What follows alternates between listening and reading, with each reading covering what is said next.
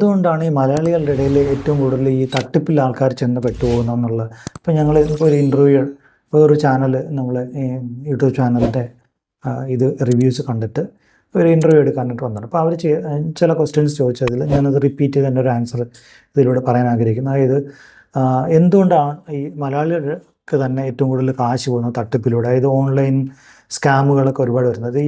അത് ശരിക്കും പറയാം, ഈ ഓൺലൈൻ സ്കാം എന്ന് പറയുമ്പോൾ ആൾക്കാരുടെ ഈ എസ്പെഷ്യലി മലയാളികളുടെ ഇടയിൽ കൂടുതലും പറയുന്നത് അതുമല്ല സ്റ്റോക്കുമായിട്ട് ബന്ധപ്പെട്ട ഷെയറുമായിട്ട് ബന്ധപ്പെട്ട കാര്യം.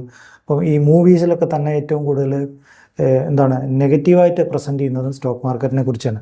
സ്റ്റോക്ക് മാർക്കറ്റിലുള്ള പോസിറ്റീവായിട്ടുള്ള കാര്യങ്ങൾ ഒരുപാടുണ്ട്. അതിനകത്ത് ഇപ്പോൾ നമ്മൾ സോട്ട് അനാലിസിസ് എടുക്കുമ്പോൾ സ്ട്രെങ്ത്, വീക്ക്നെസ്, ത്രെട്ട്, ഓപ്പർച്യൂണിറ്റി, ഇതിനകത്തുള്ള ത്രെട്ടിൻ്റെ ഇടയിൽ തന്നെ ഓപ്പർച്യൂണിറ്റീസ് കണ്ടുപിടിക്കാനായിട്ട് ഒരുപാട് അവസരങ്ങൾ കിട്ടുന്നുണ്ട്. അപ്പം ഓപ്പർച്യൂണിറ്റീസിൻ്റെ ഒരു കലവറയാണ് സ്റ്റോക്ക് മാർക്കറ്റ് എന്ന് പറയാൻ പറ്റും. അതെന്താണെന്നുള്ളത് അടുത്ത വീഡിയോയിലൊക്കെ നമുക്ക് പറയാം.